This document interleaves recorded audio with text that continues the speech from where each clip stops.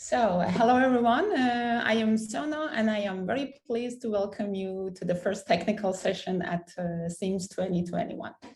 Unfortunately, this year circumstances didn't allow for us to meet in person again, but nonetheless, we are very glad to see you all virtually here and looking forward to a great SIMS. Following the recent SIMS tradition, we are kickstarting this year's SIMS with a very first session on self-adaptation and machine learning.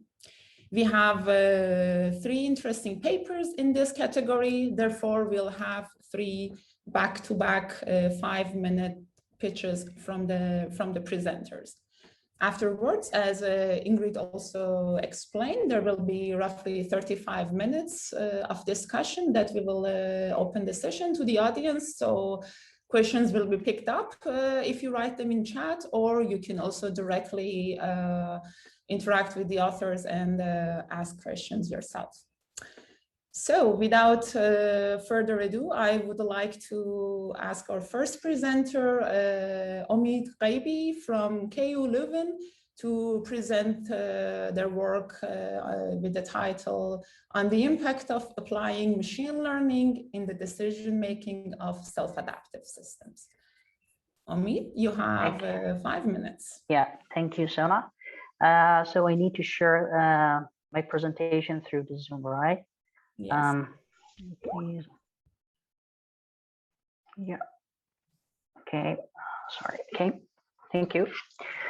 Hello, everyone. I'm Omid Ghaibi from KU Leuven, and here to briefly present our paper on the impact of applying machine learning in the decision-making of self-adaptive systems. Here is the architecture of the self-adaptive system with a machine learner and the verifier. The managing system solves an adaptation problem. In concern of decision-making in self-adaptive systems, the adaptation problem is selecting the best adaptation option. Subtask of adaptation problem is delegated to the machine learner. For example, keeping runtime models up to date, reducing large adaptation space, or updating adaptation rules under uncertainties.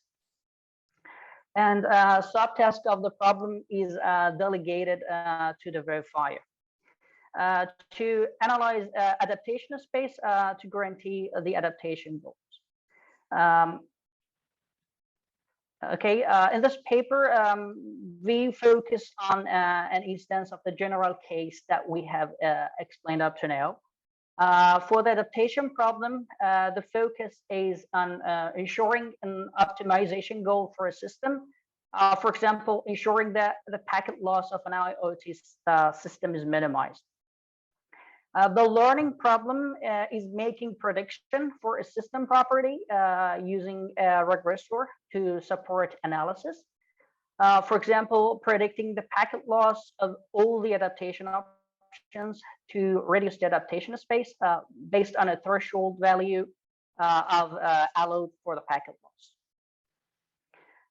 The verification problem is making estimates to support the decision making using a statistical model checker. Statistical model checking applies statistical techniques on the simulation results to decide whether the system satisfies a given property with some degree of accuracy and confidence. We found that machine learning methods offer a variety of use cases for supporting self-adaptation. However, since machine learning methods apply in essence statistical methods, they may have an impact on the decision made by self-adaptive systems. The research question that bubbles up here is, what is the impact of applying a machine learning method on the analysis result under the specified problem focus? Okay, now let's see what's happening when applying the machine learning to reduce the size of adaptation space for verification. Based on the pre-training data, the regressor predicts the quality attribute Q, for example, and for all adaptation options. Then based on the prediction results, all configuration whose quality value is predicted to be less than or equal to a cutoff value are included in the radius adaptation space. Now, suppose that the value of the best option from the verification of the radius set is denoted by b hat. On the other hand, suppose that the value, suppose that the true value of the best option among all adaptation space is denoted by b. Now, to measure the quality of the reduction method, we need to know the distance of the selected best option with a real one, or mathematically knowing that what the difference of b and b hat is. To tackle this problem, we used Wapnick-Chervonenkis or VC theory to introduce a new theorem that defines a theoretical bound on the impact of applying a machine learner method for the specified instance and validate the theorem using the delta IoT exemplar. The work presented in this paper can be extended to classification tests and that apply for the decision making of threshold goals. Also, other types of learners and other use cases of ML methods, other analysis methods may need to be investigated, for instance, for reinforcement learning methods. We also need to think more about using other concepts such as the Rademacher complexity as an alternative way to obtain a tighter version of these probabilistic bounds. Thank you very much. Thanks, Amit. So I would like to ask our second presenter, Giovanni Quattrocchi from Politecnico di Milano, here to present their work on federated machine learning as a self-adaptive problem. Okay, hello everyone. You have 5 minutes, Giovanni. Yep. Can you see my screen? Yes. Yeah, okay, thank you. So hello everyone, I'm Giovanni Quattrocchi, and together with Luciano Baresi and Nicolas Rasi, all from Politecnico di Milano, we are going to present a work titled Federated Machine Learning as a Self-Adaptive Problem. Sorry about that.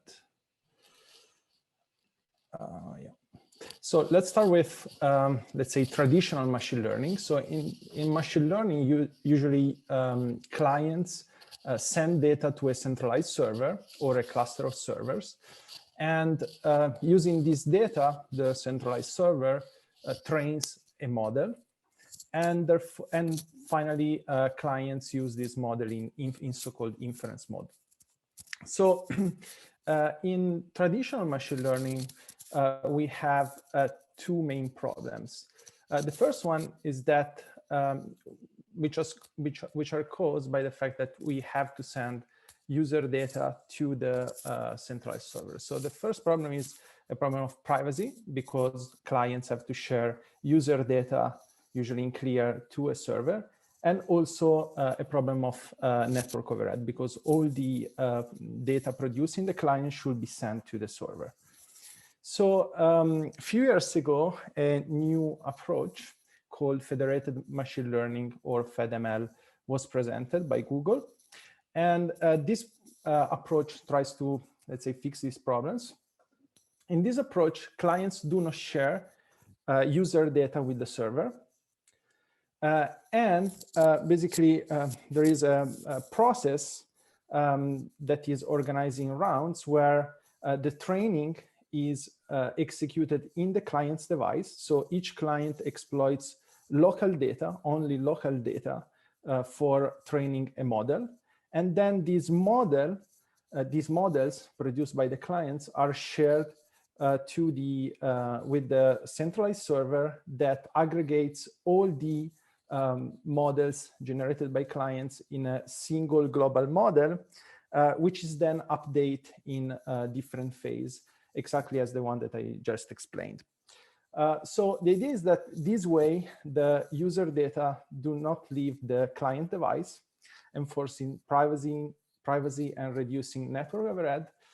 The problem is that it's much more complex than before. So in fact, we have multiple variables to control, multiple actors, multiple goals, and a lot of uncertainty because clients and servers should communicate more frequently, but usually the connection of clients is not as stable as in a cluster of servers, and those complexity. So we advocate in this paper that we need self-adaptation.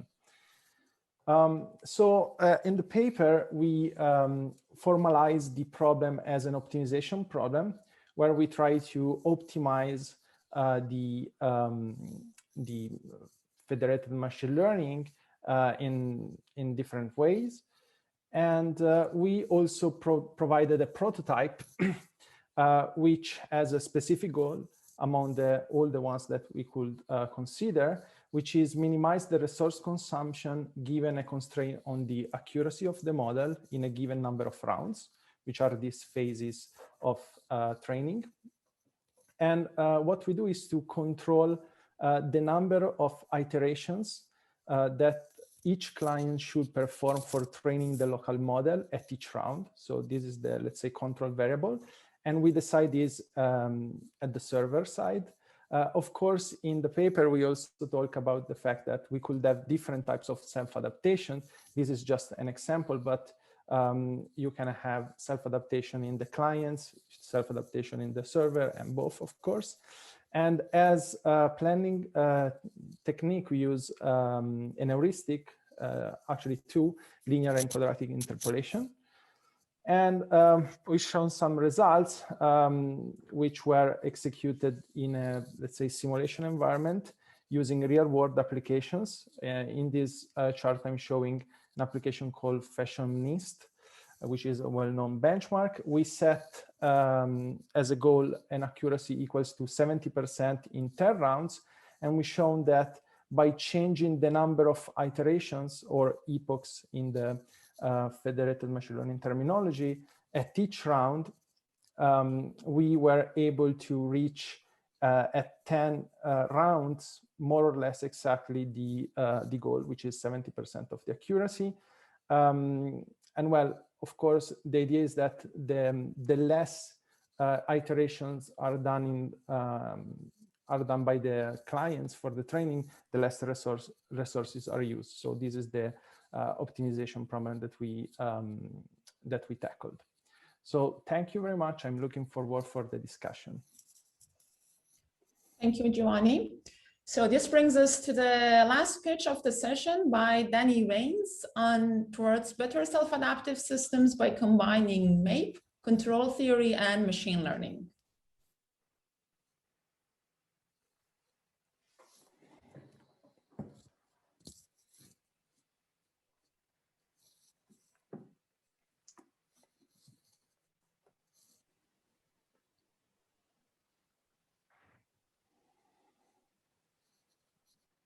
Okay, can you hear me? Yes. Okay, good. Hello all. What I will present here today is some kind of exploratory study that we did at the last Shonan meeting. That was one of the last Shonan meetings that was organized. Actually, when I came home from Japan, there was the first case on the news that day. At that time, I still thought it was something for far away, but now we know better. So you see all the people that were involved in our breakout group there. And we did quite some past Shonan meeting work.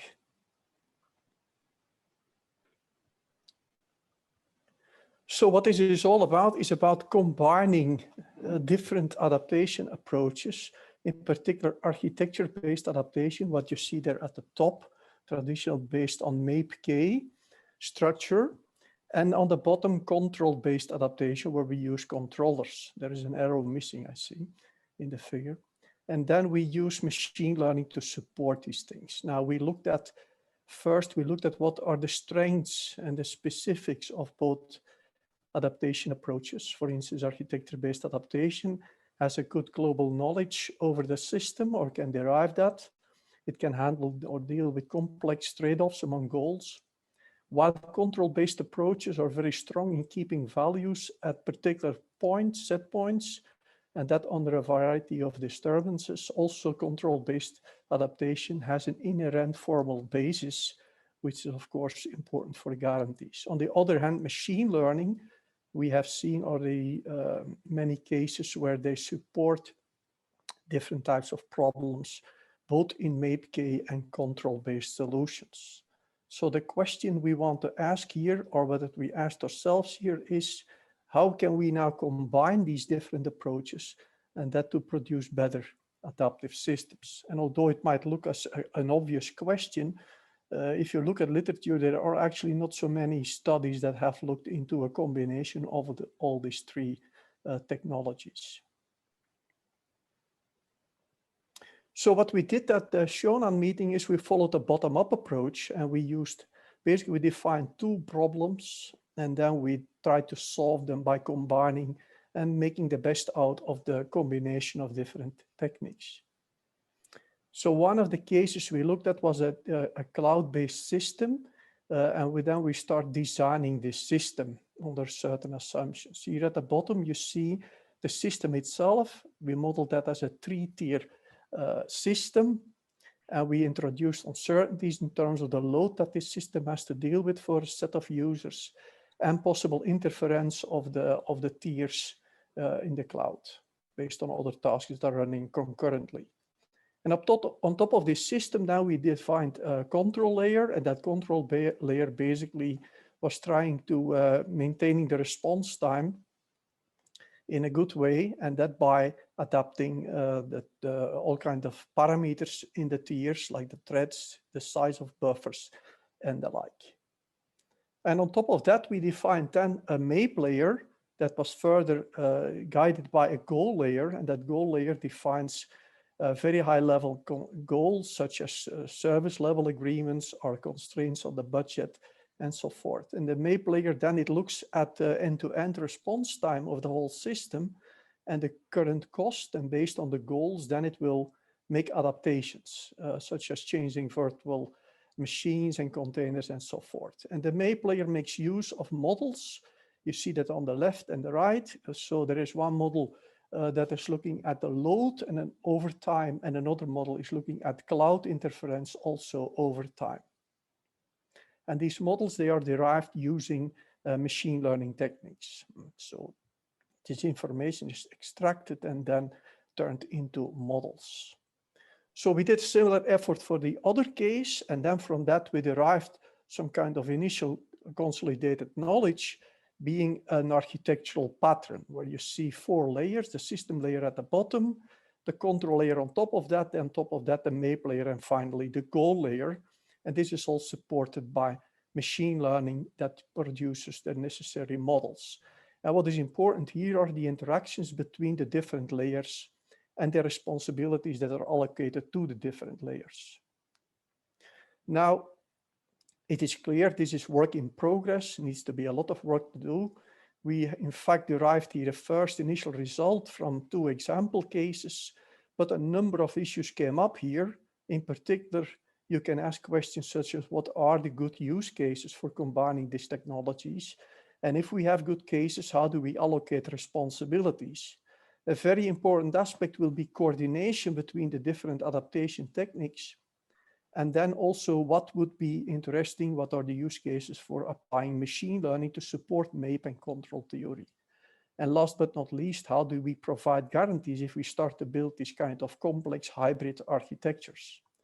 I don't have to tell you that it is clear that we will need a lot of effort here to deal with these questions. Thank you very much. Thank you, Danny, and thanks to all the presenters. So we can start with some Q&A. I already see that there are quite some questions in the Zoom chat. So I will be reading them out, or feel free to ask them yourself, but also you can directly, without posting the questions, raise your hand and ask the question. So the first question I have is from Danny. Danny, would you like to ask your question? Yes, I can do that. I see that a few people after me wanted to ask the Yes, same question, agreed. so I ask a question on behalf of several people. So the question I would like to ask Giovanni is, actually, during your talk, you already started to give a kind of answer to it. you proposed the problem as a self-adaptation problem, but I was just wondering, is this anything more than a traditional multi-objective optimization problem? I mean, if we talk about self-adaptation, we usually talk about another type of, let's say, another type of design that you require in terms of runtime models, analysis techniques, planning mechanisms.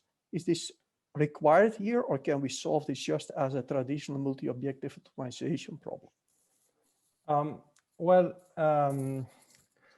What we try to advocate here is that yes, actually it could be seen as a multi-objective problem, but let's say the traditional techniques could not work because you have a lot of, let's say, levels where you can provide, let's say, control and a lot of uncertainty. So, for example, I didn't mention it in the brief presentation, but there are different problems. So, first of all, you have a problem of selecting which clients should take part of the training process, and then what do you do if some clients at runtime disconnects, for example?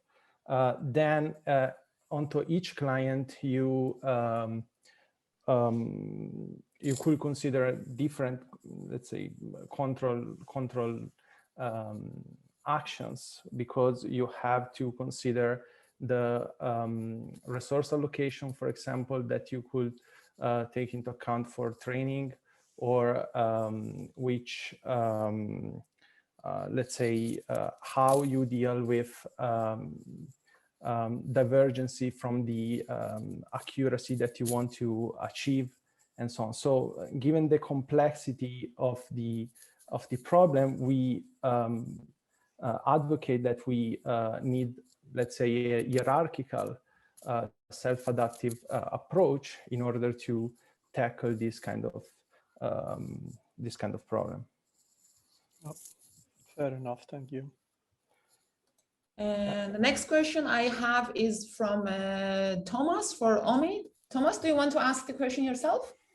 Yes, thank you. I actually liked it very much, and to be completely honest, I was a bit perplexed that we could give guarantees like these or give some upper bounds when we speak about machine learning. So I was a bit interested in how this actually works behind the scenes. How is it that we can give such guarantees? What it is based on? If you could elaborate a little bit on this, so it would be nice.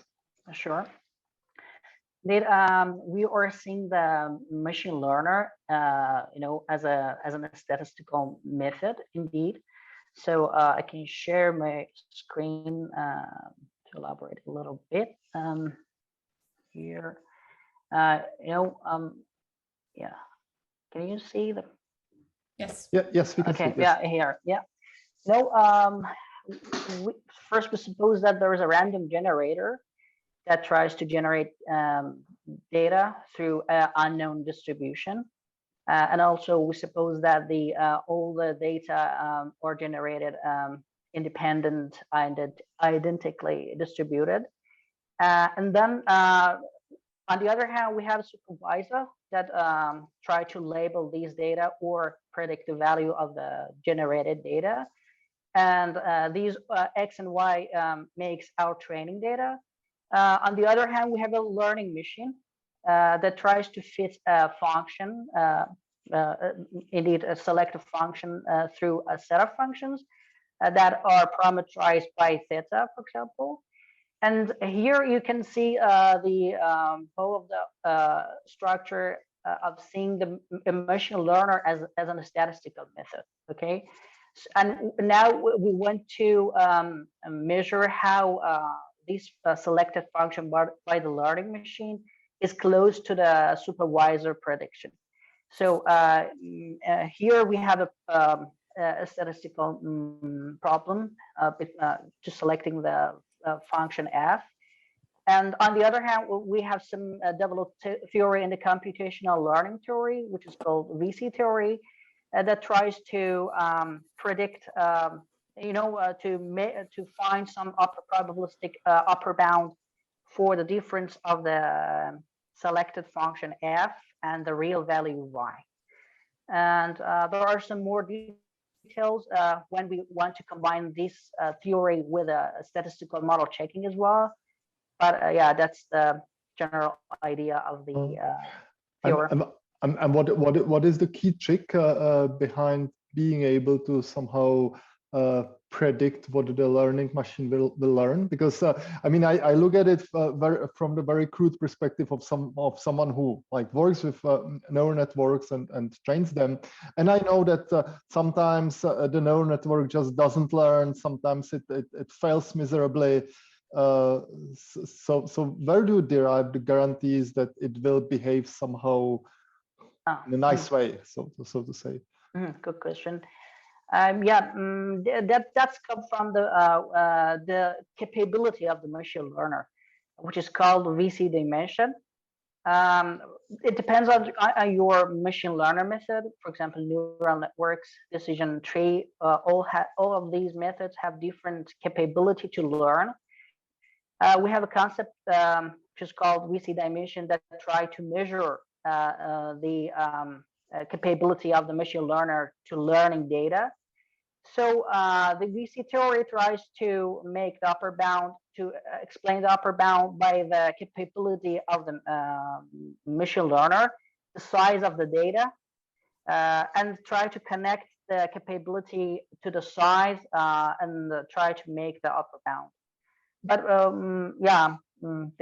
that's the key to making the upper bound for the machine learner. The VC dimension, I think, is your answer. Right, but it is sort of an upper bound, kind of like the best case, right? So we don't have any estimate for the worst case. I mean, like the training will just fail because it finds some local plateau and wouldn't move anywhere or similar, right? Yeah, exactly. Yeah, you're right. We don't have any upper bound for the worst case indeed. This is the probabilistic bound. So I can show the bound here to show. Here is a probabilistic bound for the prediction result.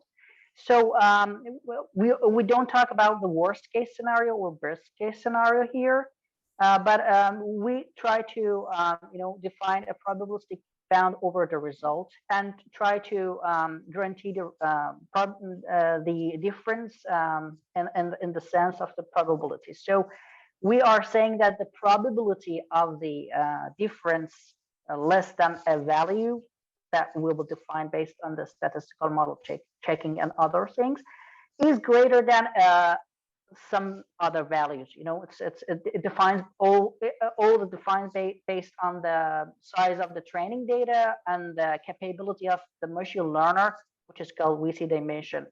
So you're right, all the things are involved into this probabilistic bound, but we don't have any guarantee for the worst case scenario. Indeed, it's a probabilistic bound. You're right. Thank you. Very nice. Thanks a lot. Thank you. Yeah, my pleasure. Thanks, Omid. I have a question for Danny from Rogerio. Rogerio, do you want to ask yourself? Yes, Danny, thank you for the talk. It looks like that you guys had a very interesting Shona session. So I understand very well what you're trying to do. You put the machine learning, the central tool between MAPE and the control theory and the control systems. All right. But when I was listening to your talk, in the long talk, all right, I asked a different question actually, and I wonder whether you considered it.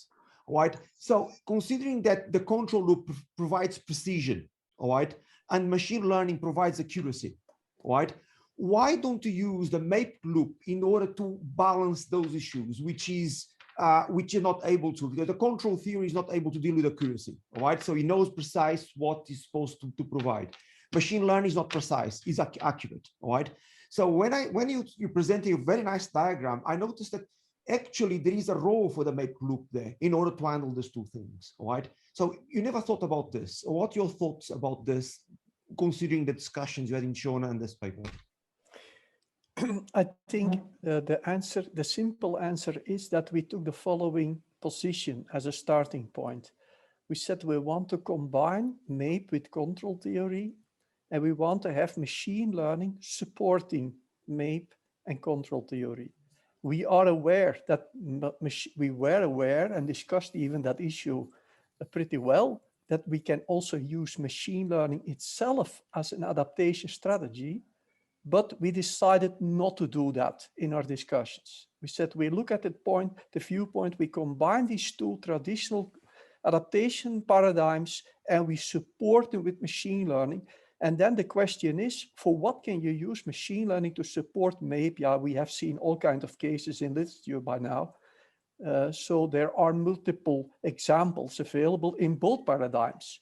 So we believe that, in fact, basically a bit as Omid was saying, you can delegate certain tasks to a machine learner and then get the results back from the machine learner. For instance, you want to reduce the adaptation space. In his case, you get the result back, and then you get you can use that in your MAPE feedback loop. Of course, it all affects the guarantees. So these hybrid architectures become pretty complex, and guarantees becomes a very complex problem. May I add something to that, Danny? Yes, please, Colin. Go ahead. So as I remember the conversations we were having, one of the things very early on was it was clear that if we went to any one of the communities, they would have a very strong feeling that they could tackle everything. So control theory would say, well, we adapt and we make decisions. Machine learning would say, well, we can do everything.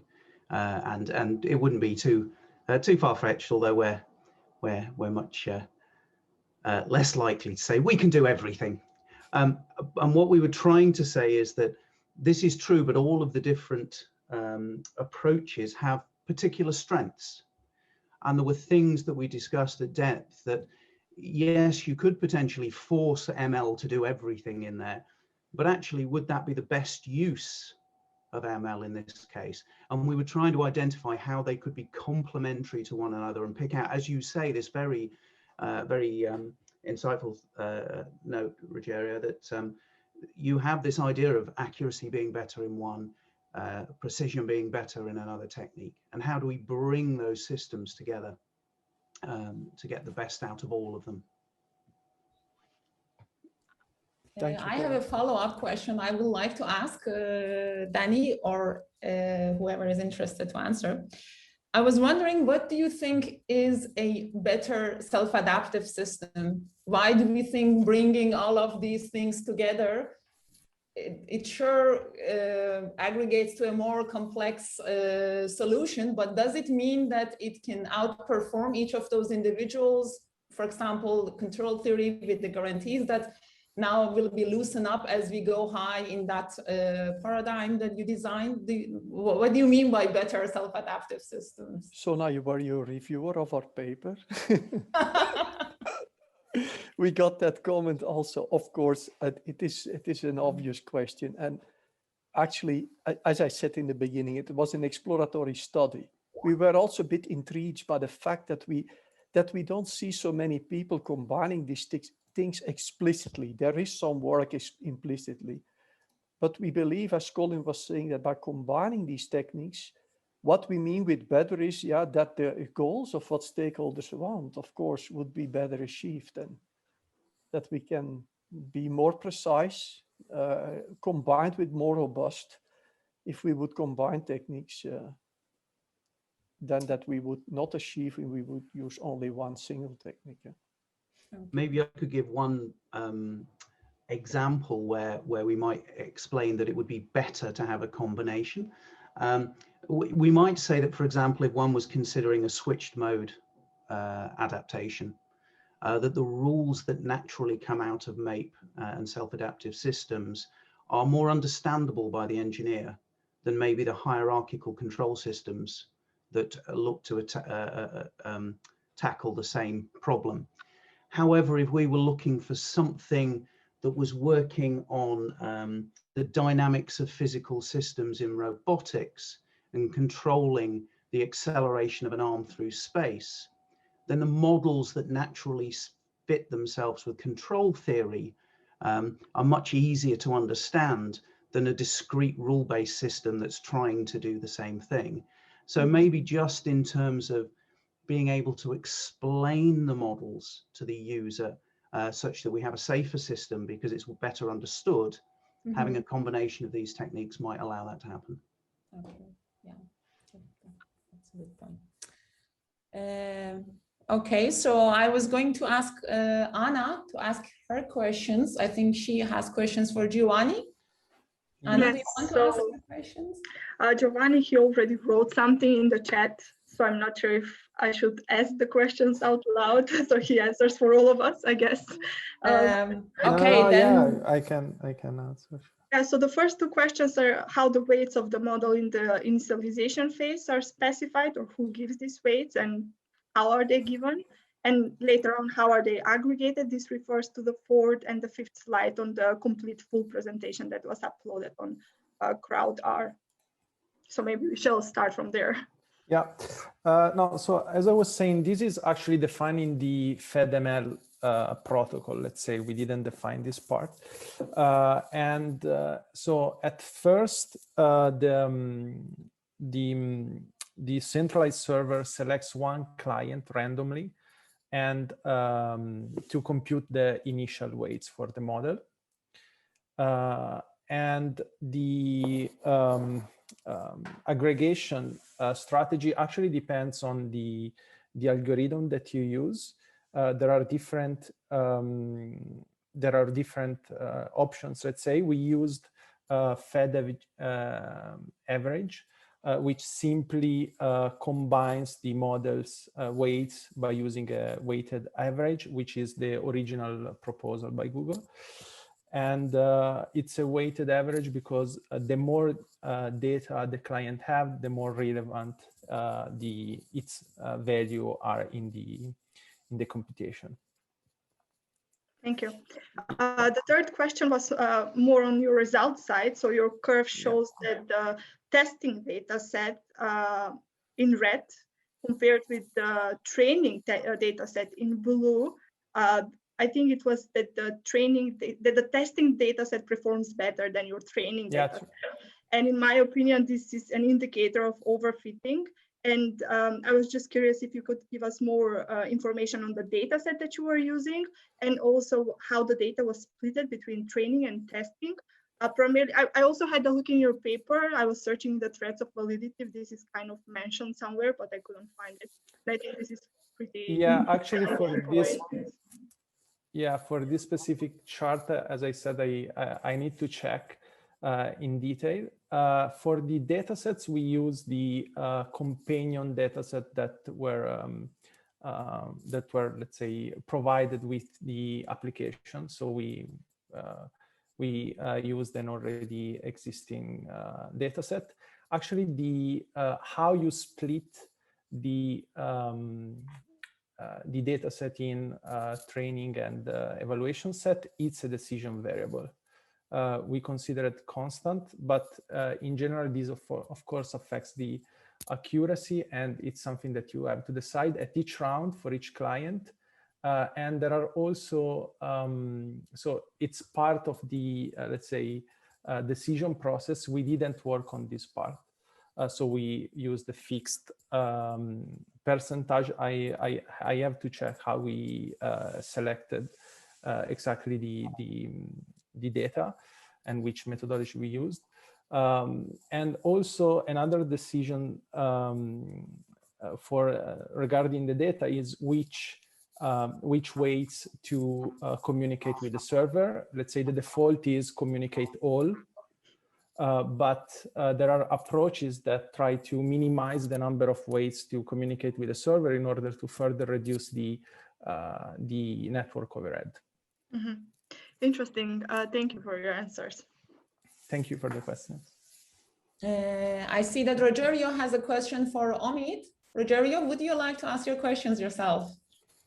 Okay. All right. The second question, Omid.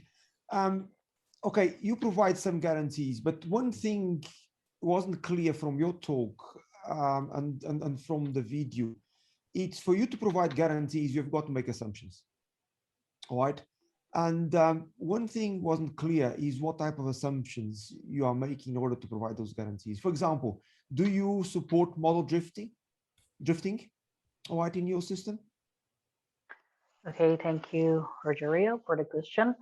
Yeah, of course, there are some assumptions. One of the important assumptions for the guarantee is that the data, the provided training data is independent, identically distributed. They should be selected independently and also identically from the same distribution. So we need that the data is IID.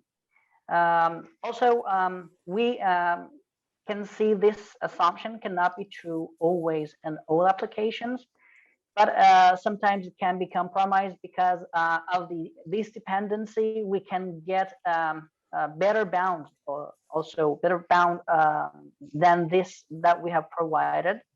So yeah, the IID is the fundamental assumption for this guarantee.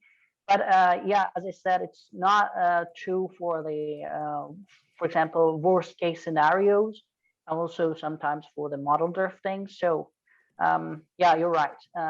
No, there's not any guarantee for the worst case scenarios, and yeah, the IID is the fundamental assumption.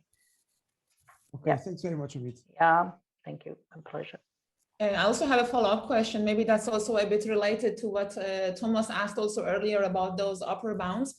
So in your motivation, you mentioned that this machine learner and later on this verifier is used to basically help the decision maker to find the best adaptation option.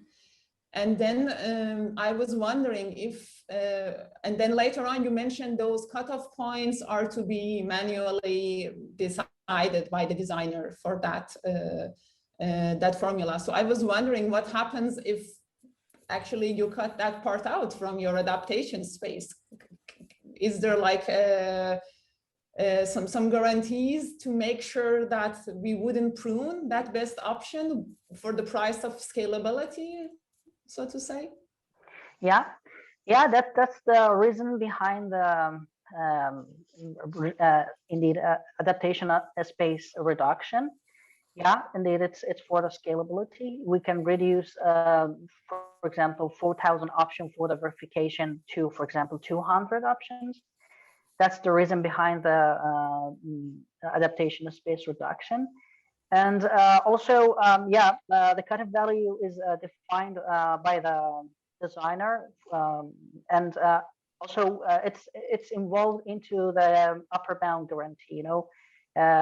We can see a term in the theorem that is involved with that in the cutoff threshold, and so yeah, it can change the the precision of the probability bound. So yeah, it's true. It's connected, but there's not any bad things happen in the theorem. Yeah. All right. Thank you. So Thomas also has an interesting question for Danny. Thomas, would you like to ask your questions yourself?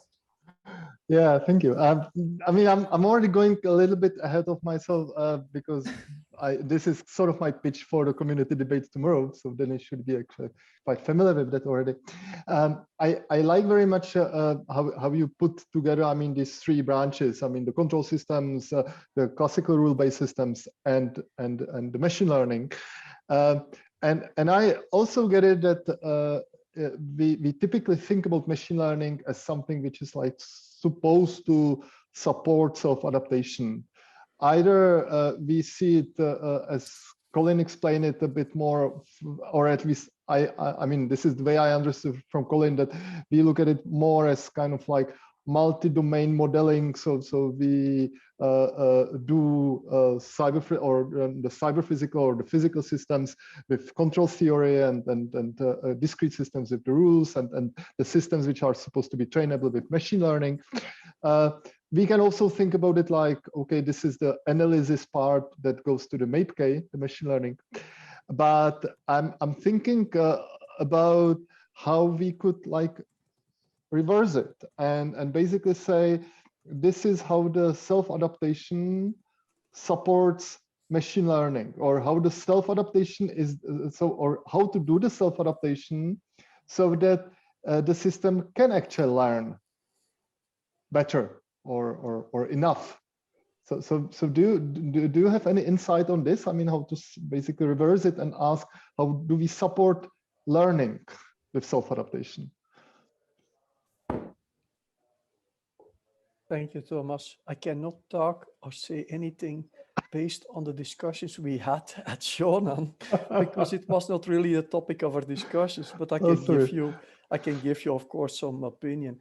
You know, this lifelong learning, for instance, I think if you look at that paradigm, I think that is somehow probably conceptually doing something like that, where you have a learner that learns itself to improve itself a new task that it couldn't manage before. I think in that space, you can conceptually see probably a feedback loop mechanism that boils down to self-adaptation. And I think I gave a talk at some NIRTrek, I don't know exactly which conference some time ago, but there's a short movie online on my homepage where I elaborate on that idea more to make it really like moving ahead with that idea beyond simply, it's complex, of course, lifelong learning. But if we want to bring it to the space of the types of problems that in self-adaptation we are typically concerned and want to connect it with evolution, then I think it becomes really an interesting thought to start thinking in the direction that you suggest here,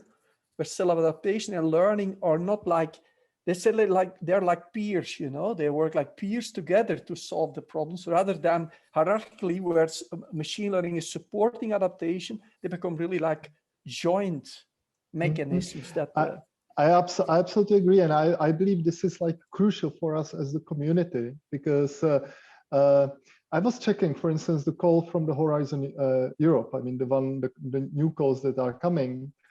And it seems they don't care about self-adaptation. They care about machine learning. So I believe unless we can step in and basically say, we know how to create systems so that based on self-adaptation, they can, for instance, learn better, they can learn more, they can exploit situations better, then we may fall into kind of irrelevance. And kind of, if we want to keep ourselves relevant, then we should be able to somehow support also these other branches, not just like machine learning, not just exploit them.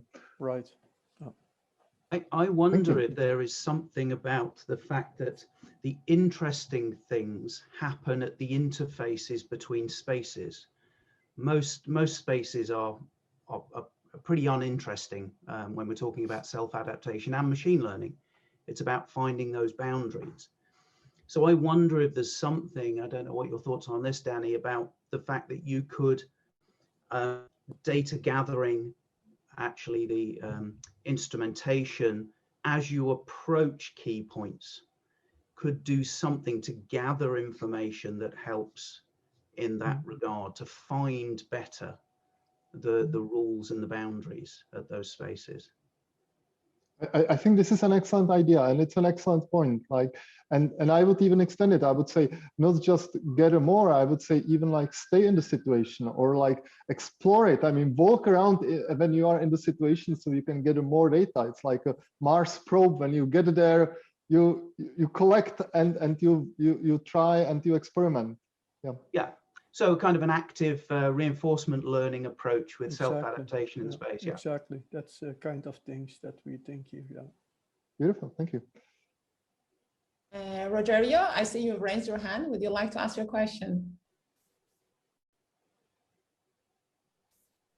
You are muted if you're talking.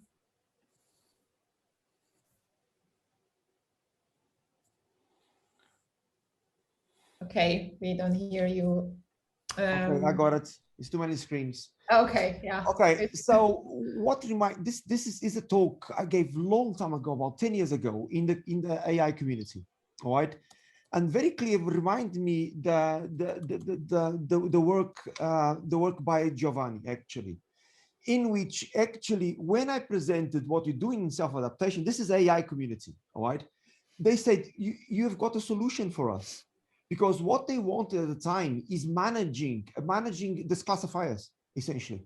They've got this federated, this multiple classifiers, and they would want to change the classifiers on the fly according where they performance classification, all right? And that was very simple solution for them, because it didn't have the time, didn't have the tools of having, for example, having multiple classifiers and trying to choose a classifier which was better for a particular context, or a particular running operation, all right? And at this time, I remember it was with a rainbow slide, actually, all right? So that's a solution that you might want, all right, in order to manage all this decision, all this. And this was about, about 10 years ago, all right?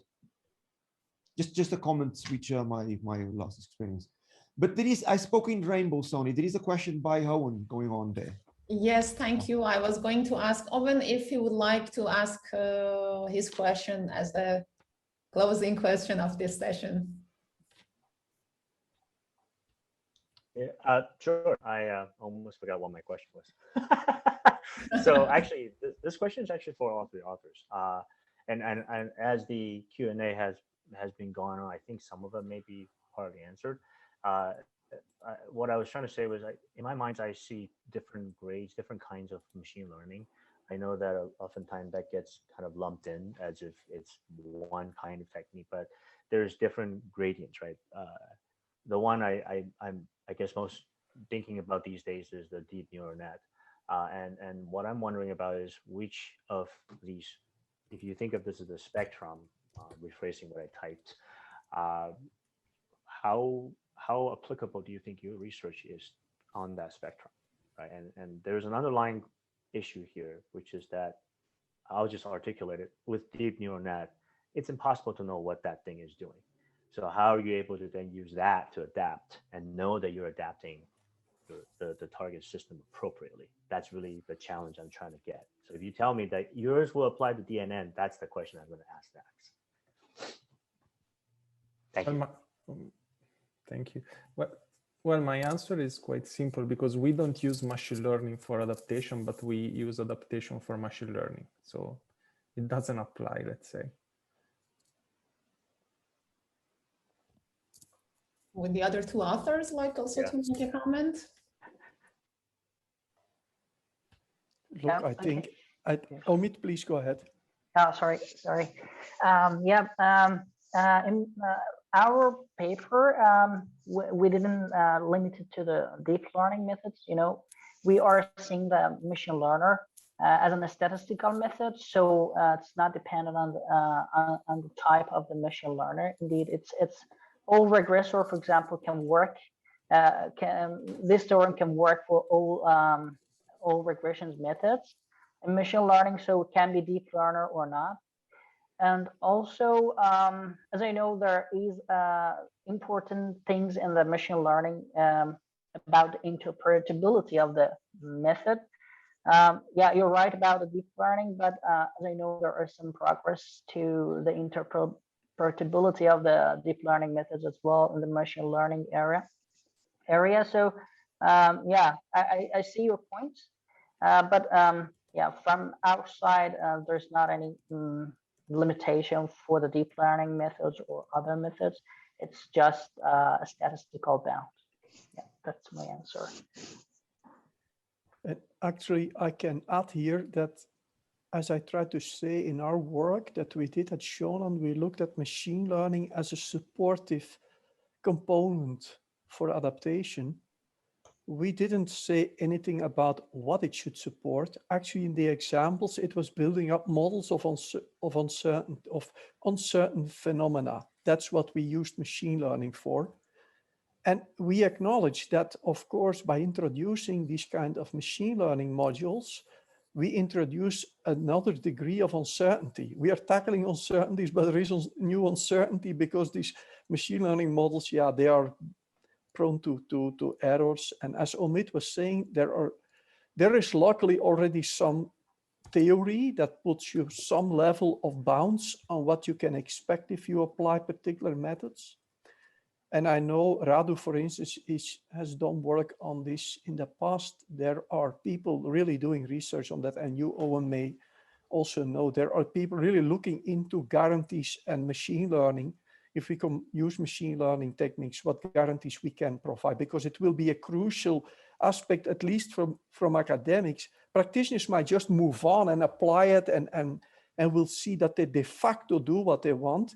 But as a scientist, you want to have a better grasp on the theoretical aspects. But this is a bit out of my scope of research for the moment. Yeah, I would say, Danny, that I think it's a really interesting question. I think that it's not as though we've ever said any sensors that we're provided with are perfect. It's just that maybe in many domains we understand better the nature of the types of noise and uncertainty we're likely to get with them. So we certainly wouldn't see the approaches we're talking about being would be able to subsume things like RNNs, CNNs, reinforcement learning, whatever, but it depends on what you're expecting to do with those. Are you just using them as some kind of intelligent sensor? In which case, can the system also give you a measure of uncertainty with that sensor that you can have mitigating actions in your system against? So I think there's a comment just came past in the chat, which is ML is not a silver bullet. Absolutely, absolutely. It's fine to use these things, but I would say using any mathematical construct without a full understanding of the assumptions and problems that underpin it is problematic. ML is no different. Thank you, everybody, for your encouraging participation. Unfortunately, we are running out of time, and in 3 minutes, we will have the first keynote. So I have to wrap up this session, but please feel free to continue the discussion in CloudR. I think Ilias is working on also extracting the comments and making sure they are also available there. So hopefully we'll continue this discussion offline as well. So with that, I would like to thank you all and also the presenters, and I guess we'll soon listen to our keynote.